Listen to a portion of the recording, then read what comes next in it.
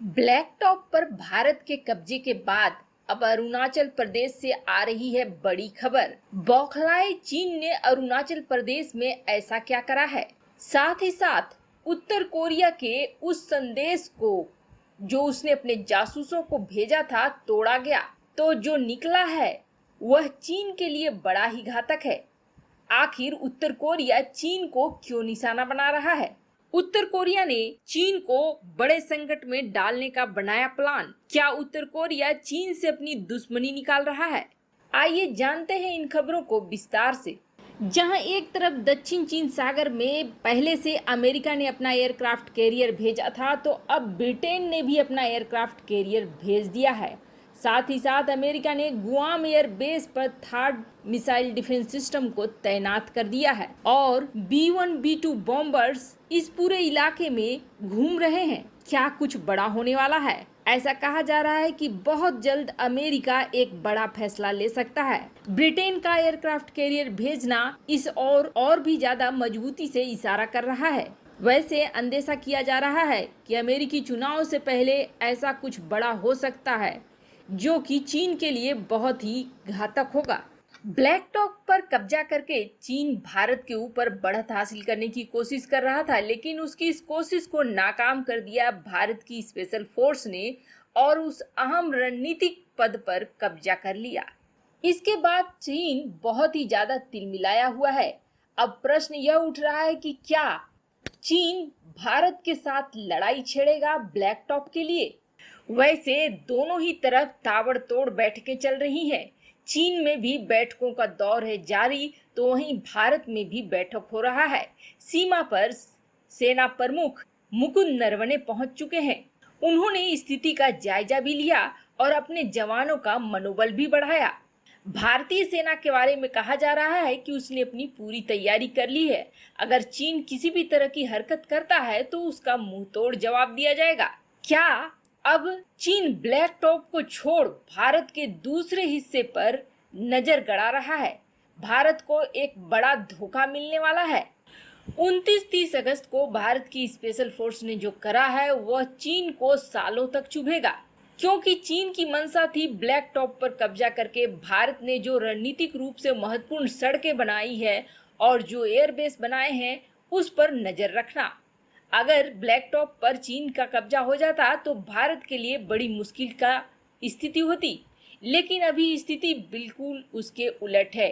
यह पोस्ट रणनीतिक रूप से जितना महत्वपूर्ण है उतना ही ज्यादा सामरिक दृष्टिकोण से भी महत्वपूर्ण हो गया है। ऐसे में नीचे से चीन कभी भी हमला करने की नहीं सोच सकता है, क्योंकि हर बार उसे मुंह की खानी पड़ेगी।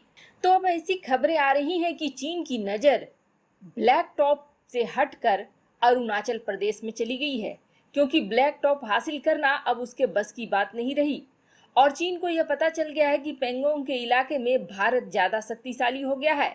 ऐसे में अब अरुणाचल प्रदेश के तवांग गांव के आसपास एक बड़ी सरगर्मी देखी जा रही है। तवांग गांव के आसपास चीन अपने गांव को खाली करा रहा है।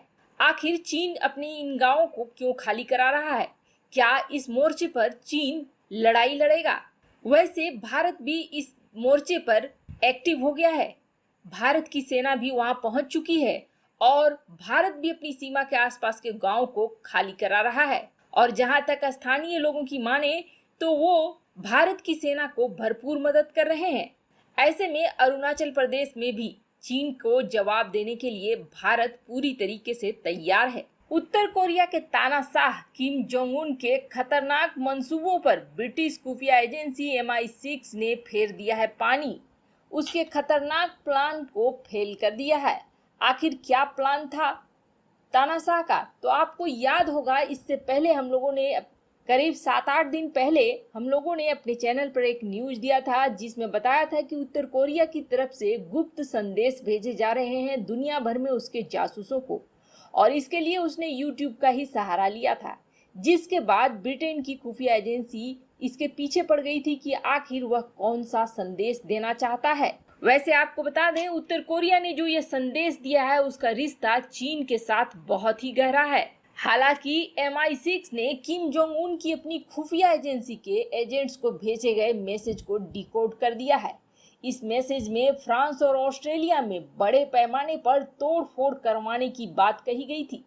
मैसेज पकड़े जाने के बाद किम जोंग ने अपने एजेंट्स को अगले आदेश का इंतजार करने के लिए कहा है। ब्रिटिश रक्षा मंत्रालय की डिफेंस डिजिटल टीम ने फ्रांस और ऑस्ट्रेलिया में उत्तर कोरिया के साजिश का भंडाफोड़ किया है।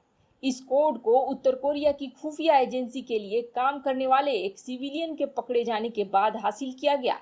इस व्यक्ति को हांगकांग से पकड़ा गया था। ऐसा कहा जा रहा है कि उत्तर कोरियाई खुफिया एजेंसी का पहला ऑपरेशन यूरोपीय एयर ग्रुप में फ्रांस के योगदान से जुड़ा था, जबकि दूसरा ऑपरेशन ऑस्ट्रेलिया में एक मिलिट्री एयरबेस से संबंधित था और तीसरा ऑस्ट्रेलिया और इंडोनेशिया के बीच कृषि व्यापार समझौते को लेकर था, जिसके खिलाफ उत्तर कोरियाई खुफिया एजेंसी बड़ा आंदोलन शुरू करने की तैयारी में थे। ब्रिटेन ने इस मैसेज को डिकोड कर इसकी जानकारी तुरंत अमेरिका, कनाडा, न्यूजीलैंड और ऑस्ट्रेलिया में खुफिया प्रमुखों से साझा की। हालांकि इस मैसेज के पूरे हिस्से को डिकोड करने में अभी भी काफी समय लगेगा। पिछले हफ्ते ही उत्तर कोरिया के एक और मैसेज को डिकोड किया गया, जिसमें उसने अपने एजेंट्स को अगले आदेश के लिए इंतजार करने को कहा है। अब इस मैसेज का चीन के साथ कैसे संबंध है, तो आपको बताते हैं। इस वक्त उत्तर कोरिया और चीन के संबंध भी अंदरूनी रूप से अच्छे नहीं चल रहे हैं, लेकिन दुनिया से कटे उत्तर कोरिया अभी ऐसा फैसला नहीं ले सकता है जिसमें वह सीधे तौर पर चीन से भिड़ंत करे। समुद्री क्षेत्र में कई बार मछली पकड़ने को लेकर और अन्य कारणों से उत्तर कोरिया और चीन के जहाजों के बीच टकराव होता रहता है।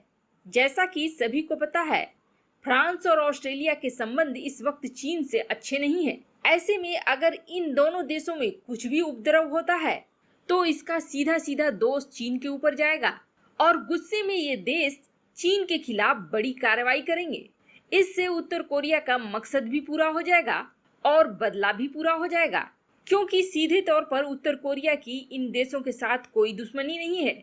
उत्तर कोरिया ऐसा सिर्फ इन देशों को चीन के खिलाफ भड़काने के लिए कर रहा है। जाहिर सी बात है, इस वक्त अगर अमेरिका, ऑस्ट्रेलिया, फ्रांस या भारत में ऐसी कोई भी घटना होती है तो इसका सीधा सीधा दोषी चीन को ही माना जाएगा और इस चीज पर यकीन कर लेना भी आसान होगा, क्योंकि चीन का चरित्र भी संदिग्ध ही है। ऐसे में ये देश गुस्से में आकर चीन के ऊपर कुछ भी बड़ा फैसला ले लेंगे। हालांकि उत्तर कोरिया के तानाशाह की यह चाल अभी तो विफल रही है। आपको क्या लगता है, उत्तर कोरिया के तानाशाह किम जोंग उन चीन का दोस्त है या दुश्मन?